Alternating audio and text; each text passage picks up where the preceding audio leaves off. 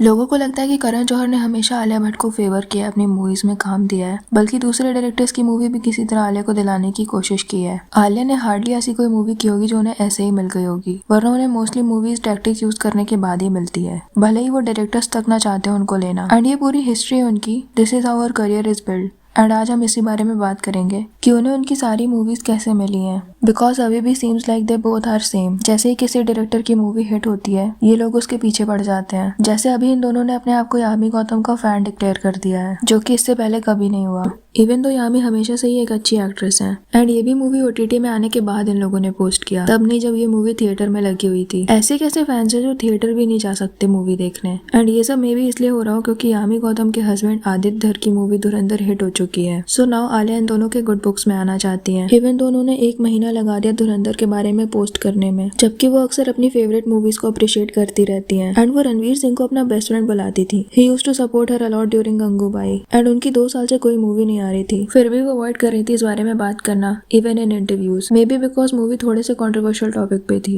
And वो अपने किसी भी साइड के ऑडियंस को नाराज नहीं करना चाहती थी। एंड यामी को ये लोग ऐसे ही सपोर्ट नहीं कर रहे होंगे, they will never support anyone outside there group. Past में उन्हें इन्हीं लोगों ने अनफेयरली ट्रीट किया है। एक इंटरव्यू में यामी ये बताते बताते रोने लगती हैं कि उन्हें किस तरह से ट्रीट किया गया इंडस्ट्री में। I won't deny there have been times where you felt unwelcomed, where you felt not a part of this, where you felt for that you don't need anyone to tell you. Just that one look is enough. That you know it, you can read it. That we don't, you're not there yet.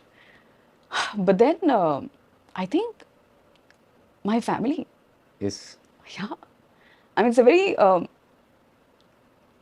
emotional thing for me because they've been just emotional not because of the journey but because I feel very blessed to have the family that I have. Yeah. I think if they were not there then it would have been difficult. So जब उनकी movie आई थी काबिल ऋतिक रोशन के साथ, तब करण जौहर ने अपने show coffee with करण में सिर्फ ऋतिक को इनवाइट किया था। एंड ये स्पेशली बोला था कि यामी को लेकर ना आए, बिकॉज तब वो उतनी फेमस नहीं थी एंड उनके हिसाब से वो वहाँ बैठना डिजर्व नहीं करती थी। And this clip for India's got talent, जहाँ पर उन्हें इग्नोर किया जा रहा है।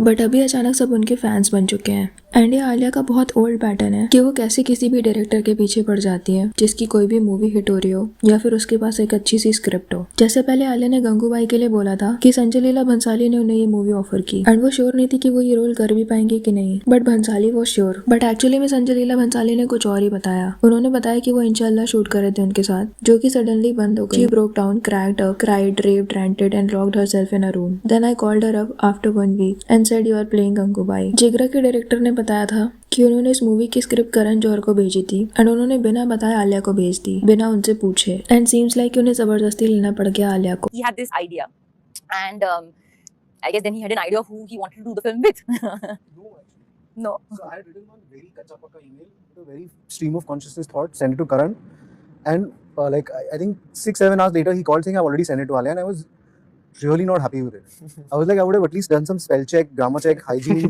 written some very nice hero entry. No, my memory, we met first. You told me, and I told you, and because I remember we were talking about some javelin throw. Yes.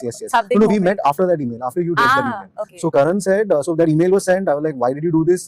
He's like, no, this is how it works. उड़ता पंजाब भी सोनाक्षी को मिलने वाली थी, but Alia को देनी पड़ी and director was not happy about it. And इस तरह से आलिया को हमेशा उन डायरेक्टर या फिर एक्टर के साथ काम मिल जाता है जिन्होंने कोई हिट दी हो या फिर उनके पास एक अच्छी स्क्रिप्ट हो। एंड बहुत पहले जब उनके पास अच्छी पीआर नहीं थी, तब ये सारी बातें उन्होंने कैजुअली खुद ही इंटरव्यूज में रिवील कर दी थी कि कैसे उन्हें काम मिलता है। जैसे उन्होंने कलंक के डायरेक्टर को कॉल करके बोला था, I will be really upset if you won't take me. So I think for the first time, I made a call to a director.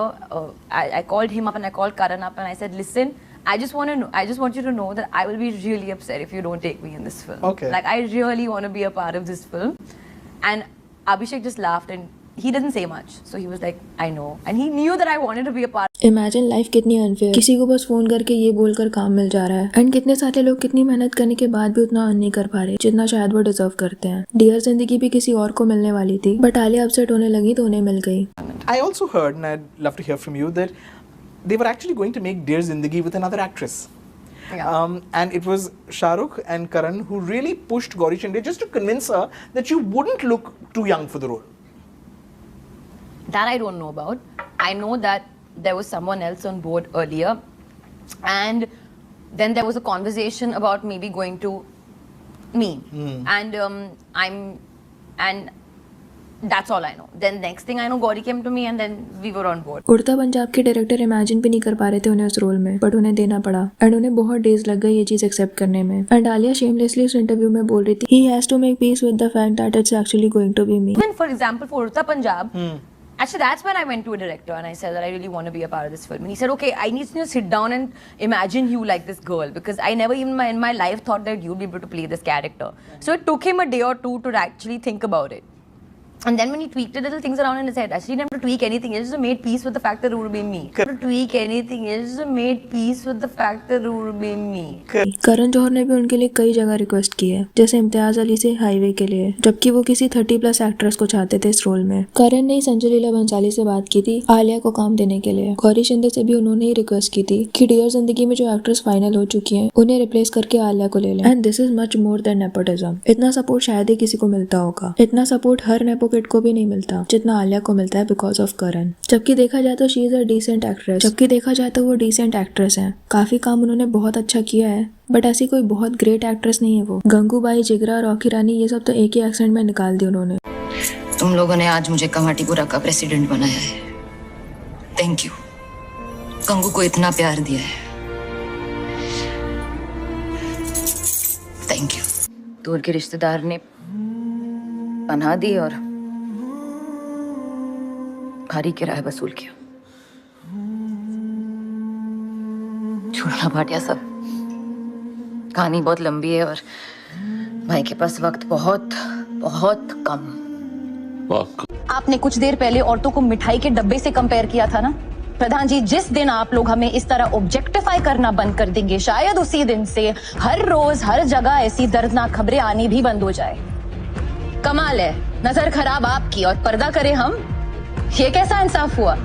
And अभी लोगों को लग रहा है कि सेम रीजन की वजह से यामी की बटरिंग हो रही है, जो कि शायद नहीं होती अगर उनके हस्बैंड एक सक्सेसफुल डायरेक्टर नहीं होते, अगर धुरंधर इतनी बड़ी हिट ना होती. वैसे क्या लगता है आपको इस बारे में? कमेंट सेक्शन में जरूर बताना. वीडियो पसंद आया हो तो लाइक कर देना और ऐसी और वीडियोस के लिए विचार को सब्सक्राइब कर देना. And I've said this to her also. I said, you know, it's fantastic for you with the kind of support that Karan has given to her from the beginning.